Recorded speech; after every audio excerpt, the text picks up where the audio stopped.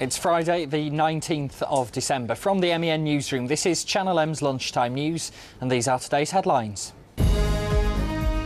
Gearing up for Black Friday, emergency crews prepare for one of their busiest nights of the year. The overall message is, have a good time. We don't want to spoil people's fun. It's Christmas and it's the festive period. Also this lunchtime, drink drive warning. We test out how much alcohol affects you when you get behind the wheel. You start to lose concentration with regards to your surroundings, the dangers around you, the hazards around you. You feel that you're more alert, but in fact you really aren't. Plus, carols at Christmas. Hundreds gather at Manchester Cathedral. You can't beat a good lot of carols as we approach Christmas, and it's an incredibly popular event. We had over 4,500 applications. The Dean's already said to me that he's given me an admonishment that next year we have to have more concerts.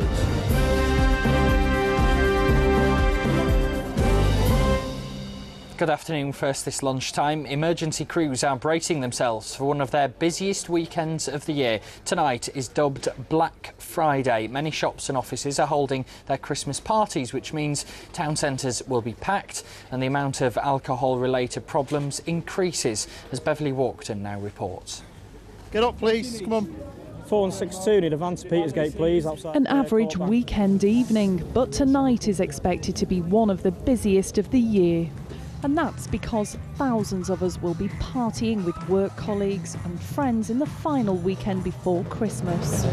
It'll be a busy evening for the police. They'll be using the latest surveillance technology. We're in the control room in Salford, built especially for the Labour Party conference. But as from tonight, these monitors will be used in Operation Advent to tackle the busiest and potentially most dangerous evening of the year. The overall message is, have a good time. We don't want to spoil people's fun. It's Christmas and it's the festive period. But people are going to go out and they're going to have a lot to drink potentially. If they're going to go out and have a drink, make sure they make a plan. Make that plan of how you're going to get home at the end of the night. And to keep party revellers in check, the police are calling on some of their 120 volunteer specials who work across the force's 12 divisions. By having an increased police presence, as part of this operation over Christmas, we can provide reassurance and high-profile policing, which will hopefully give people a lot more feeling of safety as they go about their lawful business. So the message from the police, the specials as well as the fire brigade is keep an eye on how much you're drinking. We have our own issues associated with alcohol around the Christmas time. It's an interesting fact and one the public might not be aware of. Alcohol and drink driving. We actually attend as a service more and rescue more people from road traffic collisions in the modern era than we actually rescue people from house fires. It is hard to avoid drinking over Christmas, but it's all too easy to get involved in scenes like this. Beverly Walkton for Channel M News. Well, we'll have more on the build-up to Black Friday later in the programme when we'll be putting a reporter through his paces on a drink drive simulator. Let's check some more of the day's other top stories now. And a Rochdale-born man convicted of being a leading member of Qaida has been jailed for at least 10 years. Rangzeeb Ahmed is the first person to be found guilty in an English court of directing terrorism. Court was told he headed up a three-man Qaida cell which was getting ready to commit mass murder. Taxi driver Habib Ahmed from Cheetham Hill, who was in that group, has also been sentenced to 10 years. Mohammed Shafiq is from the Rochdale-based Ramadan Foundation, which is a youth organisation that aims to tackle extremism and terrorism. I think, first of all, it sends a very strong message to anybody who is attempting to use violence and extremism and terrorism to cause havoc on the streets of our country, that you will be caught and you will be brought to justice. And this is a shining example of the hard work that the police and the security service is doing, and we pay tribute to them today. And I also want to say that quite equivocally, our faith, Islam, totally condemns and totally forbids this sort of activity. So the people who carry such activities out are not representing Islam, are not part of the community, and I hope your viewers understand that today. There are delays on the trains after a service from Manchester hit a car on the tracks at Congleton last night. The 4x4, which was empty, rolled down a hill and ended up on the line at North Road at around 6 o'clock. The southbound Deansgate to Stoke service hit it, but luckily nobody was badly hurt. Engineers will need another day to finish repairs there. There's been a rise in the number of cases of mumps in Greater Manchester. 27 have been reported in the last week compared to the normal average of between 10 and 15. Health experts are advising anyone under 25 who's not been vaccinated against it to see their doctor. A gang who terrorised people across Greater Manchester have been sent to jail. Operation Cyclone was set up by police after a series of burglaries where cars were stolen and used in further burglaries and robberies. This is one of the attacks in July 2007 when police, in fact, I'm sorry, we can't show you the footage, but one of the attacks in 2007 was when police disrupted an attempted armed robbery on a cash-in transit van in Longsight. Officers followed the car and the offenders tried to attack them by throwing machetes at the car. Other CCTV footage caught a raid on a jeweller's in Lytham where 4 men made off with property worth around £400,000. 8 men have been given sentences varying from 2 to 11 years.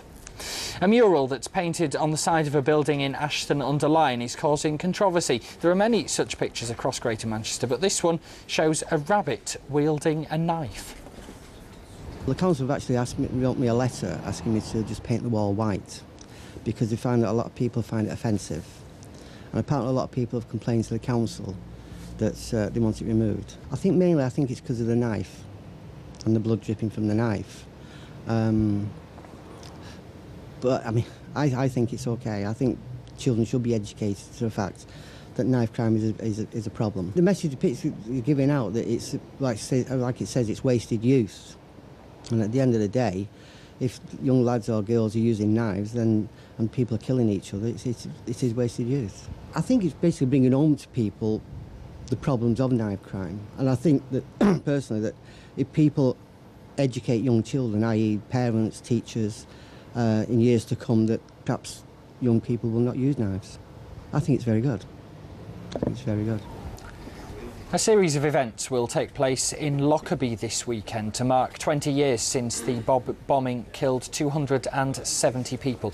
Pan Am Flight 103 was blown out of the skies over the south of Scotland on the 21st of December 1988. It crashed on the small town, killing all 259 passengers and crew and 11 people on the ground. Several small ceremonies are planned on Sunday. Events will also take place in America to honour the victims. A McDonald's restaurant in Harper Hay has been raided twice in the space of 10 days. Police are investigating whether the two robberies are linked. On both occasions, money was stolen from the till and staff threatened by 2 thieves. Leaders of Greater Manchester's 10 boroughs are meeting in Wigan. One of the things up for discussion is last Friday's landslide no vote against plans to bring in a congestion charge. Not one area backed the plans. Around 4 times as many people voted against them as supported the idea. The vote has to be officially accepted at the meeting. There are 2 important draws taking place involving Manchester's sides this lunchtime. United have just found out who they'll be facing in the Champions League, and City are being told who they'll be up against in the UEFA Cup. Joining me now to talk more about this is our sports editor Mike Bradley. Mike, thanks for joining us this lunchtime. Let's take United first. United first. Well, the big news from the draw is that Manchester United have been drawn against Inter Milan, and they will play the first leg at the San Siro. That means Jose Mourinho will once again lock horns with his old adversary, Sir Alex Ferguson. Not the toughest of starts for United, but they will be beginning the game as favourites, and they've already been installed as third favourites to retain the competition at 6-1. And I do know you love your stats. Jose Mourinho's been involved in 11 games against United. He's won 5 and he's drawn 4, so I hope that's not an omen. Tell us about the other 3 English teams in the draw as well. Well, United qualified for the knockout stages with the best defensive record along with Juventus. And speaking of Juventus, they will travel to Chelsea, which is a return to Stamford Bridge for their former manager Claudio Ranieri. That's a tough call for him. Arsenal play AS Roma. It's a game they should win. They're at Highbury in the first leg. Liverpool will be away at the team. Everybody wanted to avoid Real Madrid.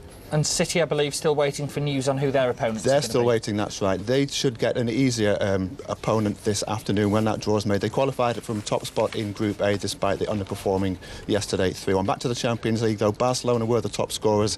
18 goals. They travelled to Lyon in the first leg. OK, thank you very much. We'll wait on more details from that later in the programme. Thank you very much, Sam. Mike, sorry. And yeah, more sports headlines with Sam later on in the programme. Still to come then on the Lunchtime News, we put a reporter through his paces on a drink-drive simulator and pictures from a huge carol concert at Manchester Cathedral. We had over 4,500 applications, and the Dean's already said to me that he's given me an admonishment that next year we have to have more concerts.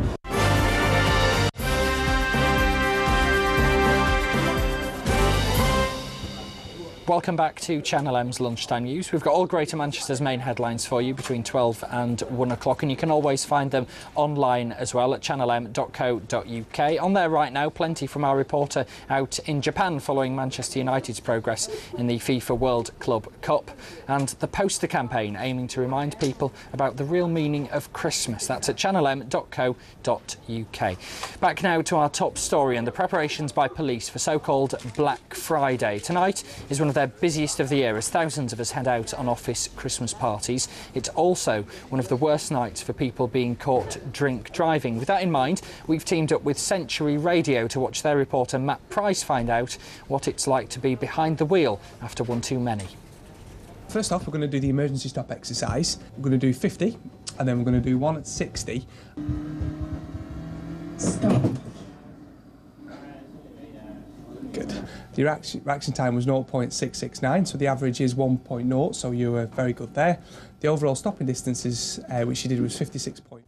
So I finished my first assessment without having any alcohol in me. Dave's here. Dave, how did that go? Yeah, it was a really good drive, very safe. You had quite a few hazards thrown in front of you, like pedestrians and cars cutting you up, so you handled it, you anticipated it, and I thought you did very well. A safe drive, Matt.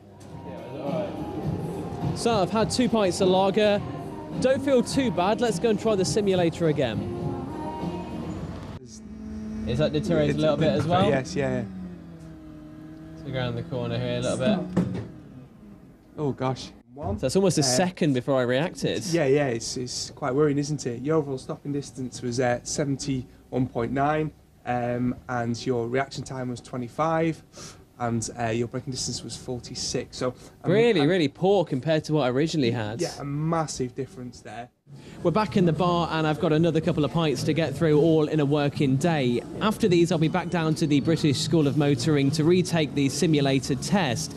I'm expecting to be pretty poor at driving because I'm obviously massively over the drink drive limit. You start to lose concentration about with regards to your surroundings, your dangers around you, the hazards around you. You feel that you're more alert, but in fact you really aren't. And it's just very, very dangerous to actually drive under the influence of alcohol. So at least I'm checking my mirrors this stuff. I've not even started the car. Not even started the car. Right, we're off, okay? Check my mirrors. Stop. Yeah, totally. Like, I mean, how I'm feeling now, I'd never even dream of getting into a car and driving. And looking at these statistics as well, it's shocking compared to what we were before, 16, and now we're 21.5. There's a huge difference, and it's evident that people who've had a drink really, you can't get in a car and drive. Well, this simulator's shown me that no one can drive, even after a few pints of lager. The best way to get home, if you're out this Christmas, is to simply get a taxi. Matt Price, Channel M News. Taxi! Police are insisting they have learnt lessons from the blunders which delayed them catching the killer of a young mum in London. Robert Napper pleaded guilty yesterday to the murder of Rachel Nickel 16 years ago. Metropolitan officers have apologised for the mistakes which saw the innocent loner Colin Stagg named as the prime suspect in the case. But the force is refusing to be drawn on whether a further inquiry will be held. It turns out the actual killer could have been caught as far back as 1989 when his mother said he confessed to a sex attack. He went on to commit at least 4 more sex attacks before the one on Rachel on Wimbledon Common, in which she was stabbed 49 times. Jewellery and watches worth thousands of pounds have been stolen from a house in Wigan. 4 men forced open the kitchen door before ransacking the house in Golborne Road in Loughton.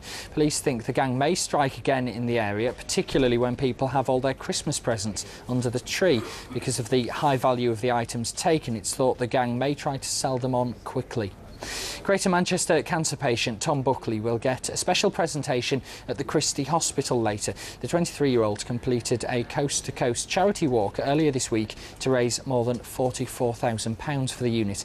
It comes as a study praises the work done there as being the best cancer research in the country, in partnership with the University of Manchester and Cancer Research UK. The University of Manchester Cancer Studies has come out as being ranked first across all the universities in the land. So that really is fabulous news, and it really gives us a big impetus for developing research even further in the coming years. We're very much focused on the sorts of problems that are important for cancer patients, and so this is both in the laboratory in terms of translating those findings into better treatments and investigating new treatments in a way that makes a difference to patients with cancer. Time now to take a check at the rest of the lunchtime sports headlines. With those details, here's Sam Goodman. Thank you, James. Well, as mentioned just before, the Champions League draw was earlier, and it'll be a return for Jose Mourinho to Old Trafford as Manchester United will play Inter Milan. The UEFA Cup draw is as I speak, and Manchester City have been drawn. They'll play away to FC Copenhagen in the next round. Aston Villa will play at home to CSK Moscow, and we'll have more on that later on this evening. Meanwhile, United are preparing for Sunday's Club World Cup final in Japan against Liga Deportivo. They'll be hoping for a better defensive performance after they were poor against Gamba Osaka, a fact which Nina Warhurst explained on this morning's breakfast show has annoyed manager Sir Alex Ferguson.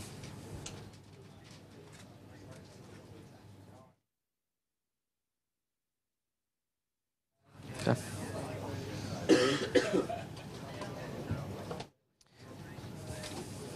Sorry about that, there'll be some technical difficulties. We'll get back to that later on. The Manchester Phoenix have a game on Sunday in Altrincham, but have still found time to get out and meet some important people. Club owner Neil Morris has the details.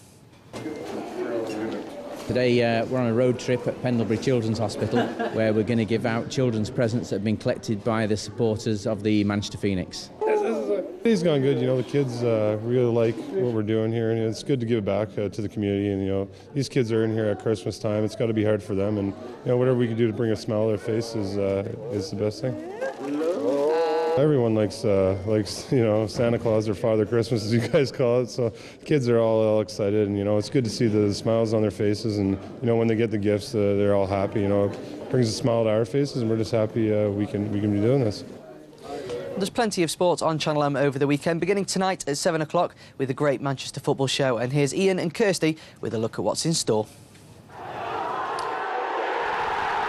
It's the final programme before Christmas, so consider this our gift to you. And don't worry if your team aren't top of the tree this Christmas, because we're going to be unwrapping all the important issues in the region and spreading a little bit of Christmas sparkle along the way.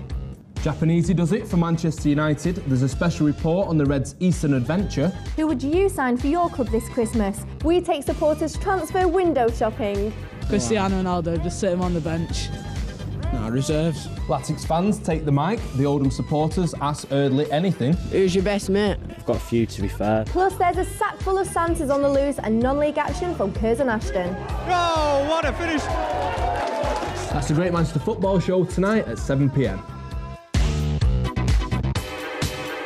Finally, in cricket, England have started poorly in their second test in India after Kevin Peterson lost the toss and were elected to field. India have punished them as they finished their first day on 179 for 1. Well, that's all from me for now. Join me again later on this evening where I have all the build-up to this weekend's football. Thanks very much, Sam. More sport then from 5 o'clock with the early evening news with Andy Crane tonight.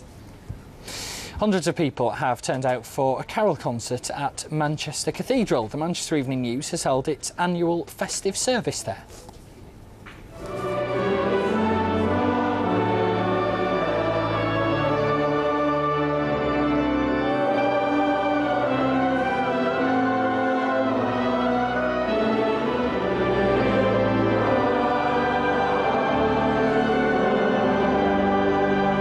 It was very nice, very good indeed, very good. And the band was particularly good, and the fireworks too. We fully enjoyed it. I enjoyed it all. We've been before, we keep coming and coming, you know, it gets better every year.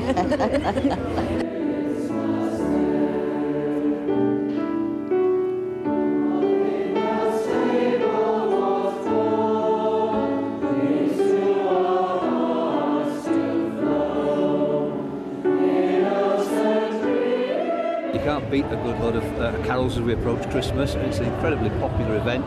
There were about 800 people in there, and with an hour and a half splendid entertainment with the William Hume choir and band. There's another concert later this afternoon, so there'll be around 1,600 people who will have been to this year's carol concert. However, we had over 4,500 applications, and the Dean's already said to me that he's given me an admonishment that next year we have to have more concerts, because it is just such a popular event, probably the most popular event the Manchester Evening News puts on.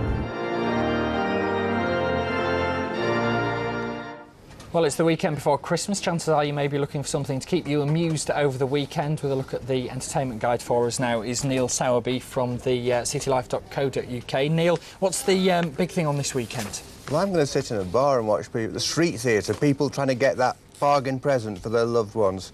That'd be amusing. But if I was going out, it's got to be Elton. Elton at the Arena. He knows a thing or two about shopping, but he's got a slightly raunchy show, the Red Piano show he did in Las Vegas. It's got naked and semi-naked dancers recreating the debauched earlier life of Dame Elton. So that'll be good. It's a weekend for veteran musicians. Our own dear James is playing 2 nights at Manchester Central. And their music really stands up still, I think. Tim Boo doesn't dance as well as he did, but still a good show, I reckon. Otherwise, you've got Saw Doctors, Ocean Colour Scene, neither wearing as well. Fans may dispute it, they've got lots of them. Yeah, good stuff. And what's on at the movies as well? Twilight. It's basically a vampire movie. It's like a Buffy the Vampire Slayer for the noughties, except I used to love her when she used to kick the hell out of people, you know, to these alien folk, but it's big hit, Harry Potter type phenomenon in America, big here. Now I'll be going to see Gonzo, documentary about the life of Hunter S. Thompson. What's not to like about a man whose ashes were shot in a rocket after his death with Johnny Depp in attendance? Great stuff. Bit left field, but I recommend that one. Oh, well, sounds like there's plenty on for us this weekend. Thank you very much for that, Neil. Cheers, if then. you are planning on heading out to one of those events, or perhaps for a festive night out over the weekend, you'll want to know what the weather's got in store. Michelle Eagleton has the forecast for us.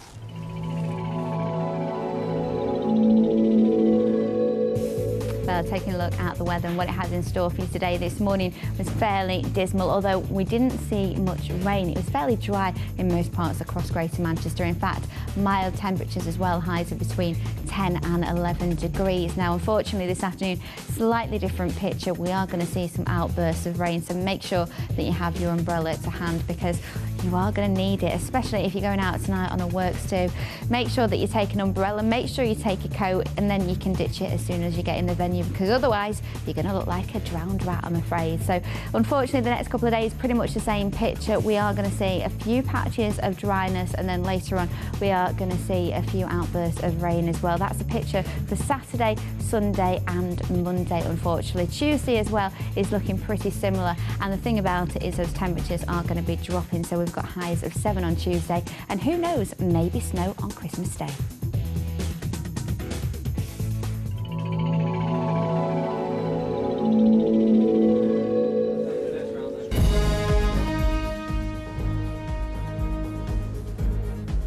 You're watching Channel M's Lunchtime News. Our main headlines this afternoon. Police are braced for a busy Black Friday.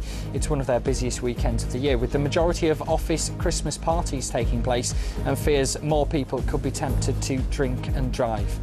It's at least 10 years in jail for the Rochdale-born man who's the first in the country to be convicted of directing terrorism. Rangzeeb Ahmed headed up a 3-man Al-Qaida group that court was told was planning mass murder. Another member of that group, Habib Ahmed, has also been sentenced to 10 years. Engineers are working on repairs to train tracks around Congleton that are causing delays for services in and out of Manchester. A Deansgate to Stoke service crashed into a car there last night.